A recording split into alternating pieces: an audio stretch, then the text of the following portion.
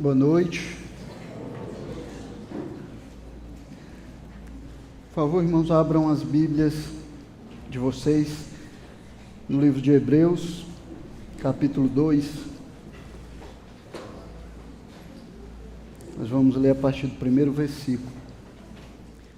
Diz assim a palavra do Senhor: Por esta razão, importa que nos apeguemos com mais firmeza às verdades ouvidas, para que delas jamais nos desviemos.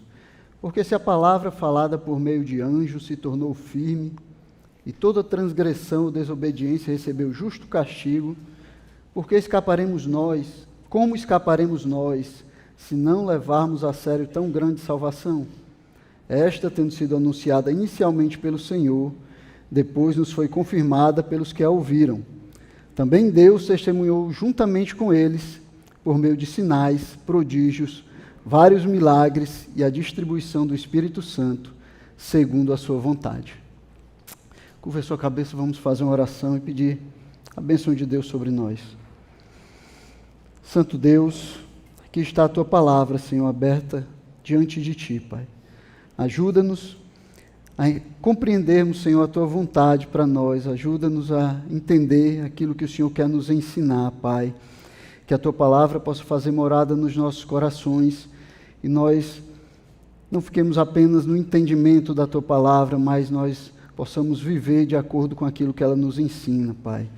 Que aquilo que aprendermos não dure somente o tempo em que estamos aqui no culto, mas nós possamos levar para as nossas vidas e o teu nome seja glorificado em nós.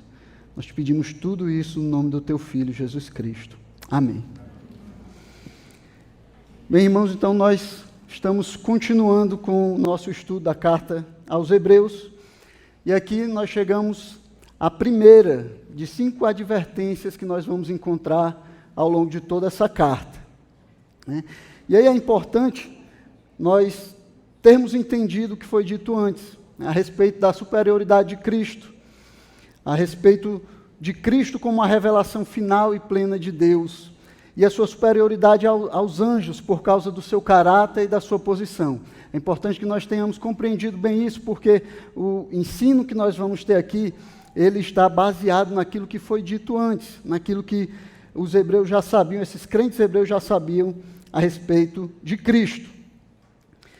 E porque essa advertência ela está baseada nesses fatos, né, como fica claro quando ele começa no versículo 1 dizendo, por esta razão, no início do versículo 1, o autor, aos Hebreus, ele vai declarar que o que ele está fazendo aqui, o que ele está ensinando nessa carta, é uma exortação. Lá no final da carta, ele vai dizer que esta carta que ele está escrevendo, essa mensagem que ele está dando, é uma palavra de exortação.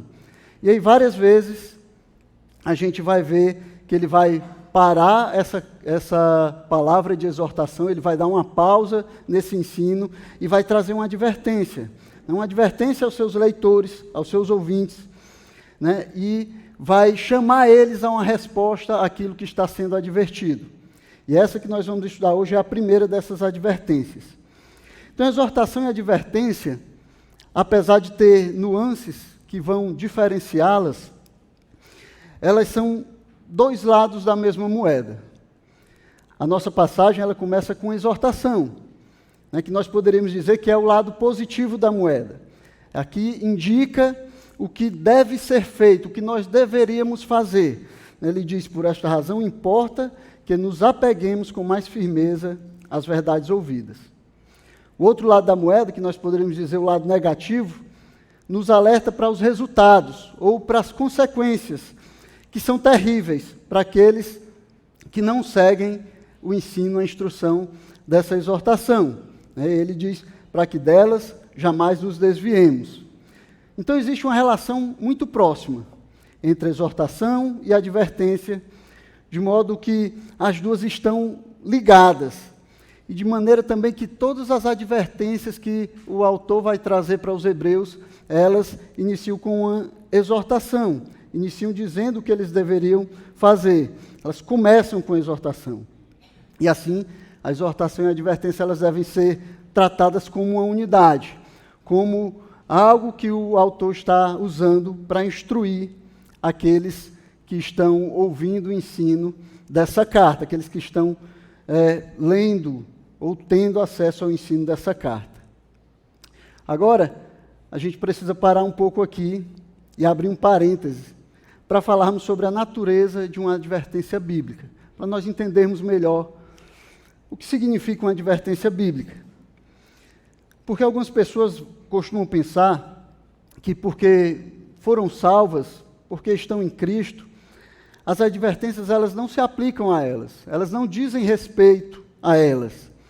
Ou que se alguém está sendo advertido, é porque ainda não é salvo, e aí precisa dessa advertência. Ou ainda que se alguém é advertido, é porque existe a possibilidade daquela pessoa salva deixar de ser um salvo. Então, o raciocínio é mais ou menos assim: eu fui salvo por Deus, estou seguro eternamente, então por que a Bíblia frequentemente iria me advertir a respeito das minhas responsabilidades como salvo? Porque todas essas advertências, talvez alguém pense que no momento que a pessoa é salva, nós devêssemos lhe dizer apenas: pronto, agora você não precisa fazer mais nada. Você não tem mais nada que diga respeito a você, você só precisa esperar a volta de Cristo, ou então o dia da sua morte, para que você vá se encontrar com Ele. Talvez, depois que uma pessoa professa seguir a Cristo, ela não precisasse de mais nada na sua vida. Nós não precisássemos ensinar ou alertar ela sobre os perigos dessa vida. Mas quando nós pensamos sobre a realidade da vida cristã, nós vamos ver que ela é muito mais do que só uma espera que vai da nossa conversão até o nosso encontro com Cristo. E por causa da natureza pecaminosa que habita em nós precisamos ser alertados, precisamos ser advertidos. Nós precisamos aprender a lidar e ter consciência sobre a maldade desse mundo e dos nossos próprios corações. E as advertências, elas vêm para nos dirigir nesse sentido. Então, para começar, eu gostaria de deixar claro alguma coisa que é importante para nós entendermos. Gostaria de dizer que a doutrina da segurança eterna dos crentes, ela é muito clara nas Escrituras. Não há dúvida quanto a isso. Jesus e os apóstolos vão ensinar continuamente que aqueles que estão em Cristo, eles estão seguros. Eles não podem voltar atrás na sua salvação. O próprio Jesus vai ensinar isso lá em João 10, 27 e 28. Jesus vai dizer assim: as minhas ovelhas ouvem a minha voz, eu as conheço, e elas me seguem. Eu lhes dou a vida eterna, jamais perecerão, e ninguém as arrebatará da minha mão. Aqueles que estão em Cristo, portanto, nunca serão tomados da mão de Deus. Eles estão seguros, estão guardados nas mãos de Deus. Mais uma vez, em João, um pouco antes, no capítulo 6, os versículos 37 a 40, Jesus fala novamente sobre isso. E ele diz: todo aquele que o Pai me dá, esse virá a mim. E o que vem a mim, de modo nenhum lançarei fora. Porque eu desci do céu não para fazer a minha própria vontade, mas a vontade daquele que me enviou. E a vontade de quem me enviou é esta: que eu não perca nenhum de todos os que ele me deu. Pelo contrário, eu ressuscitarei no último dia.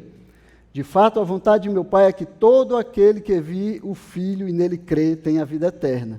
E eu ressuscitarei no último dia. Então perceba como as palavras todos e nenhum são usadas aqui para darem essa garantia de que aqueles que creem em Cristo, aqueles que vêm a Cristo, eles estão seguros eternamente. Elas são usadas nesses versos para dizer que todo aquele que o Pai enviar a Jesus, vem a Ele, e Jesus não rejeita ninguém, e Ele não perde nenhum, e Ele vai ressuscitar todos aqueles que creem nele no último dia. Paulo também ensina sobre isso. Paulo ensina sobre a doutrina da segurança eterna em Romanos 8, versículos 29 e 30. Ele vai dizer: pois aqueles que Deus de antemão conheceu, Ele também predestinou para serem conformes à imagem de seu Filho, a fim de que ele seja o primogênito entre muitos irmãos. E aos que predestinou, a esses também chamou. E aos que chamou, a esses também justificou. E aos que justificou, a esses também glorificou. Então percebam que aqui não há espaço para alguém ser perdido enquanto segue nessa progressão. Em primeiro lugar, porque não depende dele. O texto vai dizer que é Deus quem chama, é Deus quem justifica, é Deus quem glorifica. Em segundo lugar, ele diz que não é uma maioria daqueles que foram alcançados por Jesus, não é uma maioria daqueles que foram predestinados, que ele leva até o fim. Mas todos, ele diz aqueles, ele define esse grupo de pessoas. Aqueles que ele predestinou, ele vai levar até a glorificação. Deus colocou você, me colocou nesse caminho. E ele vai se certificar de que você faça todo o caminho até a glória. Então essas declarações, elas são muito claras a respeito da nossa salvação. Eu acho que não fica dúvidas a respeito do fato de que, agora que nós estamos em Cristo, nós temos segurança eterna. Cristo nos dá essa segurança. Mas, curiosamente, quando nós vemos pessoas se convertendo na palavra de Deus, quando os apóstolos levavam a palavra a essas pessoas e elas se convertiam, o que a gente vê é que eles continuavam advertindo os novos crentes a se manterem fiéis. Eles continuavam advertindo a eles a perseverarem na fé, a obedecerem continuamente. Eles não diziam, está tudo bem, foi isso mesmo, você agora aceitou a Cristo? Pronto, agora é só esperar que não tem mais nada vai dar errado para você. Vai dar tudo certo no final. Não era isso que eles diziam, mas eles advertiam, eles chamavam a fidelidade. Eles chamavam para que os crentes se mantivessem fiéis. Por exemplo, quando Paulo e Barnabé falaram com os novos convertidos em Antioquia, eles não disseram, agora que vocês confiaram em Cristo, irão para o céu, não importa o que vocês façam. Não foi isso que ele falou. Em vez disso, eles exortavam para que eles perseverassem na fé. Atos 13, 43, diz assim, terminada a reunião na sinagoga, muitos dos judeus e dos prosélitos piedosos seguiram Paulo e Barnabé. E estes, falando com eles, os persuadiam a continuar firmes na graça de Deus. Então, os apóstolos, eles chamavam, eles advertiam, eles alertavam para que aqueles que creram em Cristo continuassem firmes, seguissem firmes na fé em Jesus Cristo.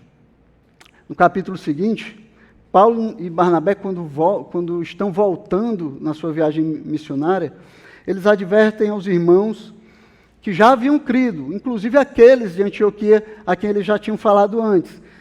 Advertem esses irmãos a continuarem, a perseverarem na fé. E dizem que somente por meio de muitas tribulações eles entrariam no reino de Deus. Atos 14, 21 diz assim, e tendo anunciado o evangelho naquela cidade e feito muitos discípulos, Paulo e Barnabé voltaram para Listra, Icônio e Antioquia, fortalecendo o ânimo dos discípulos e exortando-os a permanecerem firmes na fé, e mostrando que através de muitas tribulações nos importa entrar no reino de Deus. Então Paulo não deixava os novos convertidos entregues a eles mesmos, ao que eles achavam, ou algo que eles não podiam ver para se manterem na fé. Mas Paulo os exortava, os apóstolos exortavam a continuar firmes. Paulo se preocupava com a fé dos novos crentes. E vai falar isso na carta aos Tessalonicenses. Ele se preocupava que a fé desses irmãos ela desvanecesse e que o seu trabalho se tornasse inútil. Então, lá em 1 Tessalonicenses 3 e 5, ele diz para os discípulos, foi por isso que, já não me sendo possível continuar esperando, mandei perguntar a respeito da fé que vocês têm, temendo que vocês fossem provados pelo tentador e o nosso trabalho se tornasse inútil. Paulo estava preocupado com a fé desses irmãos. Em Romanos 11, 22, ele adverte os crentes a considerarem tanto a severidade quanto a bondade de Deus.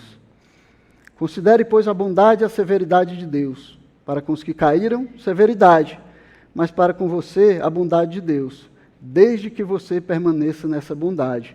Do contrário, também você será cortado. Então, mesmo defendendo a doutrina da segurança eterna, Paulo não deixa de advertir os crentes a se manterem firmes, a continuarem, a perseverarem na sua fé. o autor de Hebreus também vai fazer várias advertências nesse sentido. Capítulo 12, versículo 13, ele diz: cuidem para que ninguém fique afastado da graça de Deus, e que nenhuma raiz de amargura brotando cause perturbação, e por meio dela muitos sejam contaminados.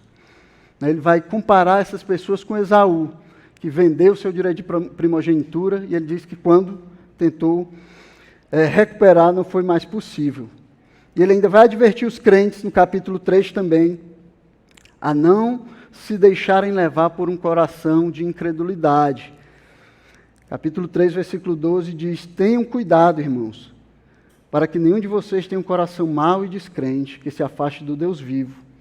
Pelo contrário, animem uns aos outros todos os dias durante o tempo que se chama hoje, a fim de que nenhum de vocês seja endurecido pelo engano do pecado, porque temos nos tornado participantes de Cristo, se de fato guardamos firmes até o fim a confiança que desde o princípio tivemos. Então as advertências, elas estão presentes nas Escrituras.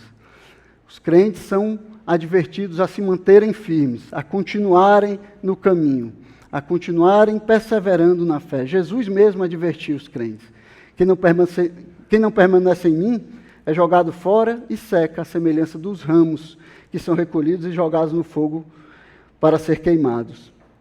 Mas aquele que me negar diante dos homens, eu também o negarei diante do meu Pai que está no céu. Aquele que perseverar até o fim será salvo. Ao que vencer, eu lhe permitirei comer da árvore da vida que está no paraíso de Deus. O vencedor, de modo algum, sofrerá a segunda morte. Então, claramente, a palavra nos ensina que somente aqueles que perseveram até o fim são esses que serão salvos. Isso, irmãos, trouxe todos esses versículos aqui para nós percebermos, para nós entendermos que as advertências, elas não são incompatíveis com a promessa de segurança eterna do crente. A Bíblia ensina que o crente está seguro até o fim, mas a Bíblia também adverte o crente a se manter fiel, a perseverar, a seguir em frente. Os autores bíblicos, eles não eram esquizofrênicos, loucos, para ensinar uma coisa num versículo e alguns versículos depois ensinar outra coisa completamente diferente. Não é isso que está acontecendo aqui. Essas passagens que nós lemos aqui, elas não nos ensinam que o crente pode perder a salvação, mas elas ensinam algo muito importante sobre a natureza da nossa fé. A fé salvífica sempre persiste até o fim. Então essas advertências deveriam ser tomadas ao pé da letra, sim. Deveriam ser tomadas ao pé da letra. Nós deveríamos entender elas como elas foram realmente escritas. Se abandonarmos a fé, não seremos salvos no fim. Mas como aqueles que são verdadeiramente salvos não podem perder a salvação, nós temos que concluir que deixar de dar atenção às advertências vai mostrar que alguém nunca foi verdadeiramente salvo. Além disso, Deus nos adverte para que nós possamos ser edificados na nossa fé. As advertências, elas nos ajudam a não baratear a graça de Deus, a não tomar a graça de Deus por qualquer coisa, a não achar que, tudo bem, é pela graça que eu vou ser salvo, então eu posso andar do jeito que eu quiser. As advertências nos deixam mais prudentes em momentos de tentação e trevas. As advertências nos ajudam a caminhar, a seguir pelo caminho colocado diante de nós. O verdadeiro crente nunca se perderá. É o Senhor que garante isso. Mas o verdadeiro crente também nunca deixará de seguir a Jesus. As advertências, elas nos encorajam a continuar seguindo adiante. Nos encorajam a passar pelas dificuldades, nos encorajam a ter fé e seguir para o nosso alvo. Entender isso é muito importante para nós entendermos o ensino dessa passagem e de todas as outras advertências bíblicas e de todas as outras advertências que nós vamos encontrar na carta aos Hebreus, que nós vamos estudar aqui. Então, nessa pausa que o autor aos Hebreus ele faz no meio da argumentação para advertir os seus leitores, ele chama os seus leitores a responder, ele demanda que eles respondam corretamente ao ensino sobre a superioridade de Cristo que foi dado até aqui. Cristo é superior, Cristo é maior. Ele é a revelação final de Deus. Por isso, nós devemos responder corretamente a esse ensino. E é por isso que ele começa dizendo, por essa razão, ou seja, por causa daquilo que foi ensinado, por causa do que vocês já sabem sobre Cristo, por causa da instrução que vocês já receberam, porque Ele é superior, porque Ele é a revelação definitiva e plena de Deus, porque Ele é o Filho de Deus, porque Ele é o próprio Deus. Não tratem essa revelação com negligência. Não deixem de dar atenção à palavra de Deus revelada a nós. Não negligenciem o ensino da palavra de Deus. Por isso, nós temos que entender a natureza da advertência, para nós compreendermos o quanto nós devemos levar a sério aquilo que nos é instruído a respeito de Jesus Cristo na sua palavra. E aqui nós fechamos o parênteses, né? Aqui foi a introdução. Agora vamos para o texto que nós vamos estudar hoje, né? O escritor aos Hebreus, o autor de Hebreus, ele vai advertir as suas ovelhas que estavam pensando, que estavam cogitando voltar para o judaísmo, porque eles achavam que teriam uma vida melhor lá, né? Achavam que lá as coisas seriam mais fáceis, que eles não precisavam ser perseguidos, eles não precisavam enfrentar tudo que eles tinham enfrentado no início da sua carreira cristã, no início da sua caminhada cristã. Então ele adverte a eles, né, depois de falar da superioridade de Cristo aos anjos, depois de falar da superioridade de Cristo como revelação de Deus, ele vai agora advertir a eles a dar atenção, a não negligenciar essa palavra, essa instrução, aquilo que foi ensinado a eles a respeito da revelação de Deus.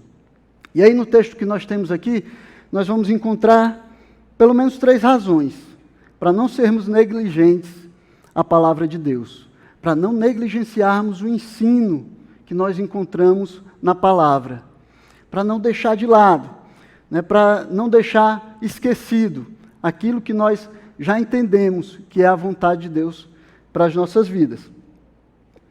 E o primeiro motivo que ele vai falar é o caráter de Cristo. Por causa do caráter de Cristo, nós não devemos negligenciar a revelação de Deus, não devemos negligenciar a sua palavra. A nossa passagem inicia com exortação, né, que por sua vez é uma implicação do que foi dito anteriormente, né? Que Cristo é superior aos anjos, que Ele é a revelação definitiva de Deus, que Ele é criador, que Ele é sustentador de todas as coisas, que Ele governa todo o universo, porque Ele é o resplendor da glória de Deus e a exata expressão do ser de Deus. Ou seja, Ele é Deus. Ele é Deus. Então, em resumo, essa é a essência do caráter de Cristo. Essa é a essência de quem Cristo é. Foi o que ele falou na primeira parte, no capítulo 1. É por isso que nós deveríamos nos apegar com mais firmeza. É por isso que nós deveríamos nos agarrar às verdades ouvidas, à revelação de Deus para nós e para a sua palavra. Porque é o próprio Deus, é o Filho de Deus que nos revela a vontade de Deus. E aí quando a gente olha para o uso que o autor faz aqui, do pronome na primeira pessoa do plural, a gente percebe que ele toma essa possibilidade como real, né? E ele mesmo se coloca, se inclui nessa possibilidade de retroceder, né? De tentar voltar. Ele se identifica com aqueles para quem ele mandou a sua palavra. Ele se identifica com os seus leitores. Então, essa advertência, ela não está sendo dirigida a meros falsos crentes ou falsos mestres que estão tentando enganar os crentes. Nem também está falando a apóstatas que perderam a salvação. Não é disso que está falando aqui.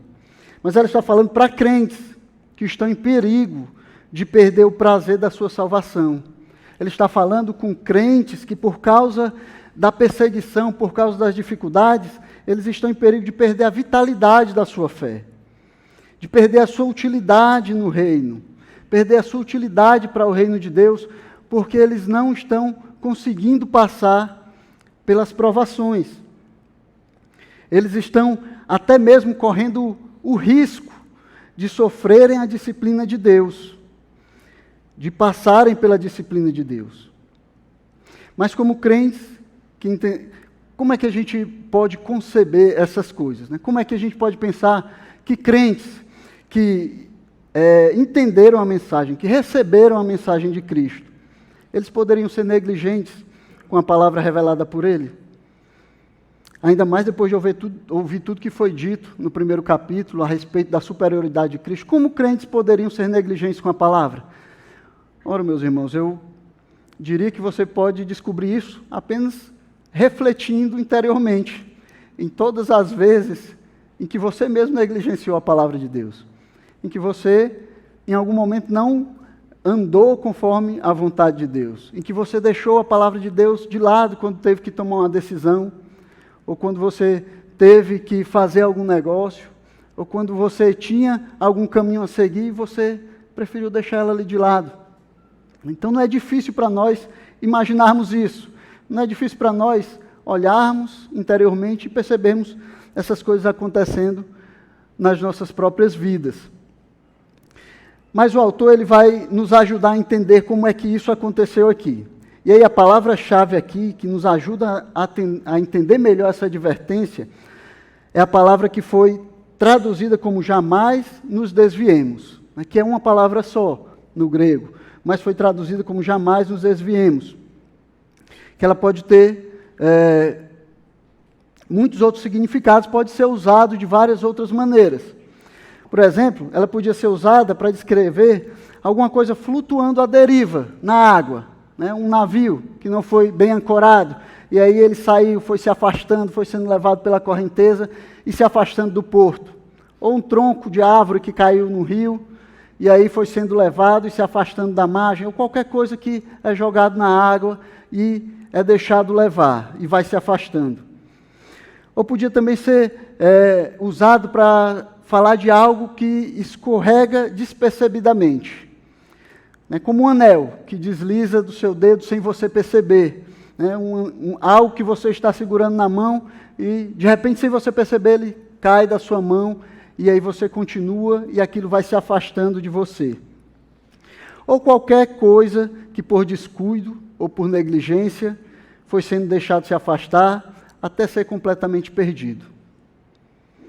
Então, a advertência do autor de Hebreus aqui é para que essas coisas elas não aconteçam conosco em relação à palavra de Deus.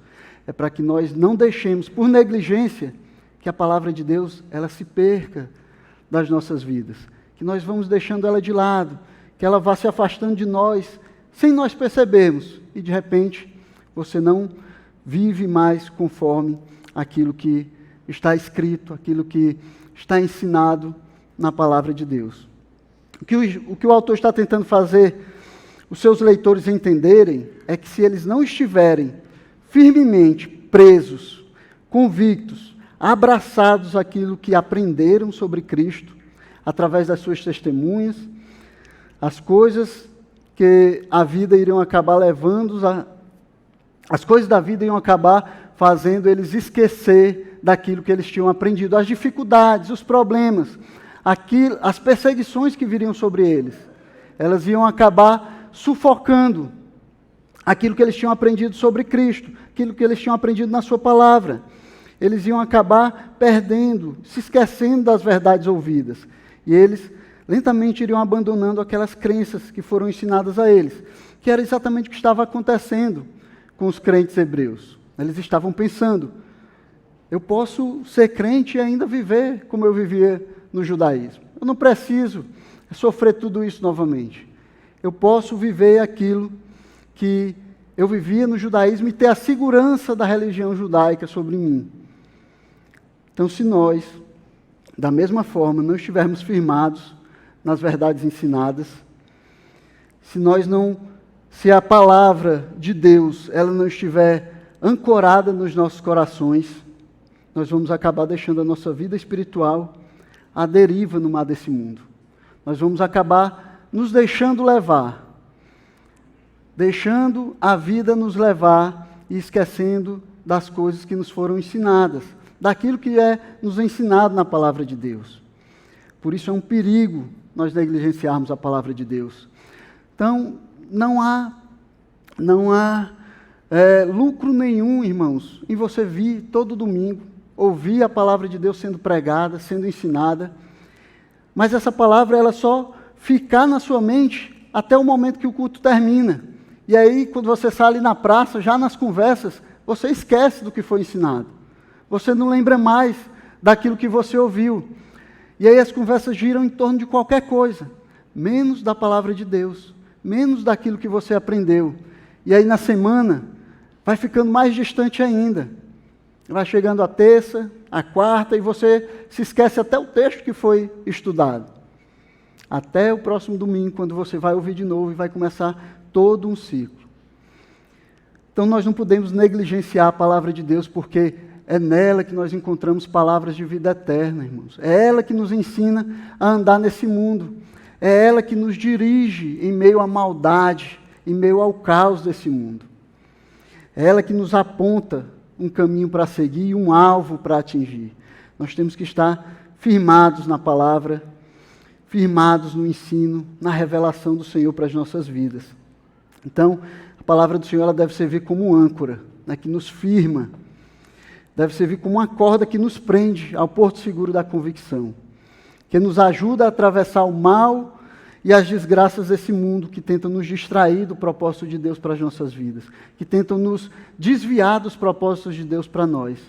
Nós temos que estar firmados na palavra de Deus. Ela é o alicerce sobre o qual nós vamos construir a nossa vida espiritual. Mas se você negligencia a palavra de Deus, se você negligencia aquilo que foi ensinado a você através da Escritura, como é que essa construção na sua vida espiritual vai ter firmeza para se sustentar? Se nós nos deixarmos levar por esse mundo, quando menos percebermos, a disciplina do Senhor virá sobre nós, que é exatamente a segunda razão pela qual nós devemos não negligenciar a palavra de Deus, a certeza da disciplina. Essa é a segunda razão importante para nos agarrarmos, nos segurarmos, nos apegarmos com firmeza às verdades da palavra de Deus revelada em Cristo Jesus, a certeza da disciplina de Deus. Então o argumento do autor aqui é que, se a palavra falada por meio de anjos se tornou firme, e toda transgressão ou desobediência recebeu justo castigo, como escaparemos nós se não levarmos a sério tão grande salvação? Como nós poderemos escapar se aqueles que receberam uma revelação dada por anjos apenas não escaparam? Como nós escaparemos tendo a revelação do próprio Deus, tendo a revelação do Filho de Deus para nós? Então o autor ele vai usar aqui o argumento do menor para o maior, né? O que se aplica nos casos mais importantes, certamente se aplicará em casos mais importantes. Se aplica em casos menos importantes, certamente se aplicará em casos mais importantes. Então, se a consequência de não dar ouvidos à palavra dada por anjos era a morte, imagine não dar ouvidos à palavra dada pelo Filho. Imagine negligenciar a palavra que foi dada pelo Filho. Imagine negligenciar a revelação final de Deus dada através do Filho de Deus. Como é que nós vamos escapar? E o autor ele não vai dizer qual a punição. Nós podemos inferir, mas ele não diz, ele prefere focar no fato de que nós não escaparemos, nós não temos como escapar. É inescapável. Nós não temos aqui, o autor não nos dá qual é essa punição, mas nós não deveríamos descartar a possibilidade de disciplina física e até da morte. Não deveríamos descartar isso. O Senhor, Ele disciplina os seus filhos. É o que a palavra de Deus nos diz, é o que a palavra de Deus nos ensina. Por exemplo, capítulo 12 de Hebreus, o autor vai falar da disciplina do Senhor dirigida aos seus filhos. Então, a partir do capítulo 4, ele vai dizer que aqueles que são filhos, eles são disciplinados. Ele diz: na luta contra o pecado, vocês ainda não resistiram até o sangue. E vocês se esqueceram da exortação que lhes é dirigida como a filhos. Filho meu, não despreze a correção que vem do Senhor, nem desanime quando você é repreendido por Ele, porque o Senhor corrige a quem ama e castiga todo filho a quem aceita. É para a disciplina que vocês perseveram. Deus os trata como filhos. E qual é o filho a quem o pai não corrige?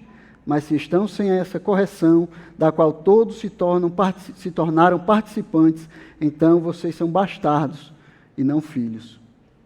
Então, se você está em pecado e não está recebendo disciplina de Deus, se você está vivendo bem no pecado e a disciplina de Deus não veio sobre você, isso é um motivo de grande preocupação, porque isso indica que você não é filho.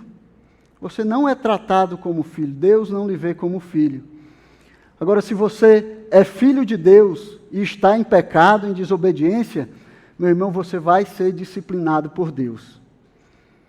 Não tem outra maneira. Deus disciplina os seus filhos. Não dá atenção, ignorar a palavra de Deus, significa desobedecer. E todo aquele que está em desobediência, sendo filho, passará irremediavelmente pela disciplina do Senhor. Será disciplinado pelo Senhor. E algumas vezes, essa disciplina ela pode significar a morte física. Nós não deveríamos ficar chocados com isso. Nem deveríamos achar que isso é completamente impossível, porque nós vemos na Escritura isso acontecendo. Nós vemos o Senhor disciplinando os seus filhos com a morte. Vocês lembram o caso de Ananias e Safira, que tentaram enganar os irmãos, que mentiram para o Espírito Santo e que foram mortos porque o Senhor os disciplinou. Tem também os casos daqueles que tomam a ceia do Senhor indignamente, que nós vemos lá na igreja em Corinto, 1 Coríntios capítulo 11. Paulo vai dizer que aqueles que comem e bebem sem discernir o corpo e o sangue de Cristo, eles são disciplinados pelo Senhor. Eles podem ficar doentes e podem até chegar à morte. Ele diz: por isso há entre vocês muitos que dormem. Tem também aqueles que têm o corpo entregue a Satanás para serem destruídos, para que talvez possam ter as suas almas salvas no dia de Cristo. 1 Coríntios 5:5. Então, nós não deveríamos nos chocar com isso. O Senhor, Ele disciplina a quem ama. O Senhor, Ele cuida da fé, Ele cuida da vida daqueles que são seus filhos. E se a morte for o meio para nos tirar da corrupção e para nos livrar de nós mesmos, o Senhor vai fazer isso, porque Ele nos ama, porque Ele é um Pai zeloso. Então não é bom, irmãos, brincar com um Deus que, como o próprio autor aos Hebreus vai dizer no capítulo 12, versículo 29, falando desse Deus, ele diz: porque o nosso Deus é fogo consumidor. E às vezes eu acho que nós não conseguimos olhar Deus dessa forma, nós não conseguimos ver Deus como a palavra de Deus realmente nos mostra Ele, como ela nos revela Ele. Às vezes nós vemos Deus como aquele pai bobão, que faz tudo que o filho quer, que não importa se o filho está fazendo certo, se o filho está fazendo errado, não importa se o filho é indisciplinado, Deus está sempre ali rindo, olhando para ele rindo: olha esse menino, olha que coisa legal, olha que engraçadinho. Mas nós não devíamos tomar Deus por nós mesmos, irmãos. O nosso Deus é o Deus santo, o nosso Deus é o Deus que é fogo consumidor. Então Ele não permite que nós vivamos de acordo com as nossas paixões, fazendo o que nós queremos, vivendo a nossa vida em contradição àquilo que Ele ensinou na sua palavra. Nós deveríamos olhar para esse Deus e temer, e viver conforme a vontade dEle. Mas parece que às vezes Deus é só um mordomo, que fica à nossa disposição, para realizar todos os nossos desejos, como quem realiza o desejo de uma criança mimada, que nunca pode ouvir não, que quer fazer tudo o que quer, que só tem a sua vontade e os seus desejos diante dele. Esse não é o nosso Deus, esse não é o Deus que está revelado nas Escrituras. E nós não deveríamos criar um Deus à parte do que a palavra de Deus nos revela. Nós deveríamos confiar naquilo que a revelação de Deus, através da sua palavra, nos dá. Esse é o nosso Deus, o Deus santo, justo. Deus que não é o homem, que não toma o culpado por inocente, mas que conduz os seus filhos, inclusive através da disciplina. Então, ao invés de ver Deus como esse Pai que nos permite tudo, nós deveríamos enxergar Ele como o Pai zeloso que disciplina os seus filhos, que é revelado nas Escrituras. E por fim, a terceira razão importante para aceitarmos a palavra de Deus, a palavra que é revelada através de Cristo, é que ela é confirmada e testemunhada pelo próprio Deus. É o próprio Deus que dá testemunho a respeito da sua palavra. Então o Evangelho ele foi primeiro pregado por Cristo, e então ele foi confirmado pelos apóstolos e por aqueles que ouviram pessoalmente e viram as coisas que Cristo fez. Mas mais importante ainda, ela foi testificada pelo próprio Deus. E aqui diz que foi testificado por meio de sinais, prodígios, vários milagres e a distribuição do Espírito Santo segundo a sua vontade. Deus testificou, Deus confirmou a sua palavra, a sua revelação dada por meio do seu Filho. Então, os milagres e os sinais são muito importantes quando nós pensamos sobre a comprovação da palavra de Deus. Né? Nicodemos, lá em João 3, quando ele vai encontrar com Jesus, ele chega para Jesus e diz assim: Senhor, nós sabemos que o Senhor vem de Deus, porque ninguém pode fazer as coisas que o Senhor faz se Deus não estiver com ele. Então Nicodemos tinha entendido, as coisas feitas por Jesus só podem ser de Deus. Ninguém pode fazer se Deus não estiver com ele. Aquilo que Jesus fazia, a obra de Jesus, testificava a respeito da mensagem que ele pregava. Em outro momento, quando estavam discutindo a respeito de Jesus, uns dizendo, não, ele é enganador, ele engana o povo. Outros diziam assim, não, ele não engana. Será que alguém que engana o povo poderia fazer as obras que ele faz?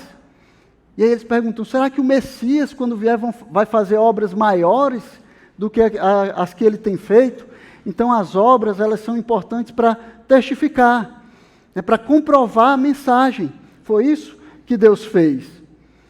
Deus, ele comprovou a sua mensagem através de sinais, através das suas obras, através dos milagres que eram feitos por Jesus e por seus apóstolos. Certa vez, ensinando sobre as cidades impenitentes, Jesus também disse assim, ai de ti, Corazim, ai de ti, Betsaida, porque se em Tiro e em Sidom tivessem sido feitos os milagres e os sinais que foram feitos aqui, há muito tempo eles teriam se convertido com pano de saco e cinzas. Então os sinais confirmam, comprovam a mensagem. Quando Jesus pregava o Evangelho, nessa terra ele apelava aos homens que crescem por causa, se não crescem nele, crescem pelo menos por causa dos sinais. Né? João 10, 38, diz, se não faço as obras do meu Pai, não acreditem em mim. Mas se faço e vocês não creem em mim, creiam pelo menos nas obras, para que vocês possam saber e compreender que o Pai está em mim e que eu estou no Pai. Então vocês têm alguma coisa contra mim, mas creiam pelo menos pelas obras que eu estou fazendo. Elas são a confirmação de Deus para a mensagem que eu estou pregando. Os milagres, os sinais, as obras, elas testificam daquilo que está sendo pregado, da mensagem que está sendo pregada. As obras de Cristo confirmavam que o Pai estava com ele e validavam a mensagem que estava sendo pregada. Essa não é só uma mensagem proclamada pelo Filho de Deus, mas ela é também confirmada e validada pelo próprio Deus. E por isso nós não deveríamos negligenciar essa mensagem. Por isso nós não deveríamos deixar de lado aquilo que foi nos instruído a respeito da palavra de Deus, a respeito daquilo que nós aprendemos sobre Deus, revelado por Ele, através do seu Filho. E como é que nós temos encarado, meus irmãos, a revelação de Deus? A revelação que Ele nos dá por meio de seu Filho. Será que nós temos dado a devida atenção à vontade de Deus? Será que nós temos seguido a vontade de Deus que está impressa e expressa nesse livro? Será que nós temos seguido aquilo que Ele tem nos ensinado através da sua palavra, escrita no papel? Ou será que nós estamos negligenciando? Será que nós estamos deixando lentamente que as verdades das Escrituras, elas fujam das nossas mentes? Fuja das nossas mentes aquilo que nós temos aprendido sobre o Evangelho, sobre aquilo que Deus nos ensinou na sua palavra, através do seu Filho.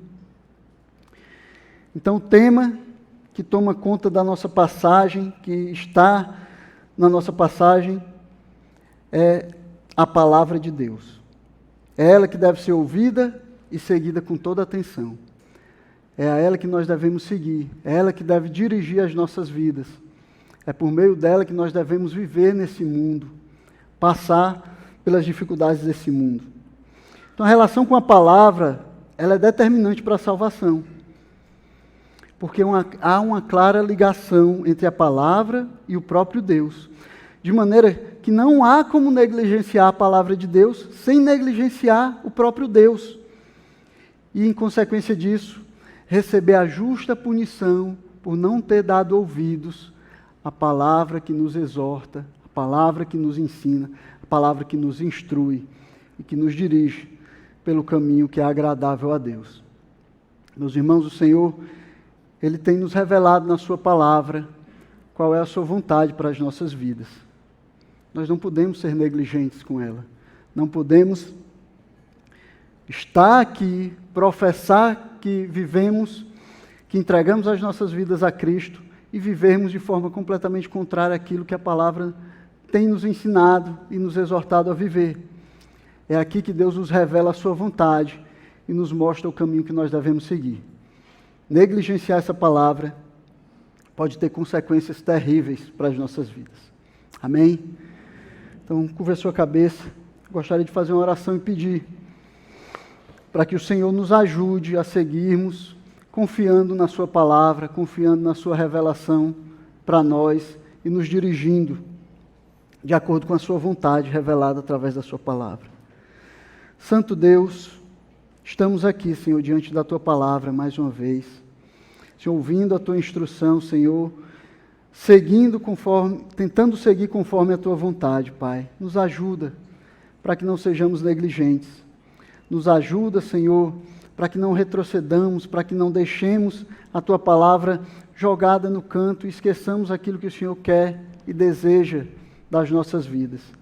Nos ajuda, Pai, a vivermos para a tua glória, honra e louvor. Isso nós só podemos fazer se vivermos de acordo com aquilo que o Senhor nos revelou. O Senhor é o Deus de todas as coisas que se revelou ao homem. Por isso, nós podemos viver de maneira que seja agradável a Ti. Nos ajuda, Pai, a vivermos assim, instruídos pela Tua palavra. Nós te pedimos tudo isso, Senhor, no nome de Jesus Cristo, Teu Filho. Amém.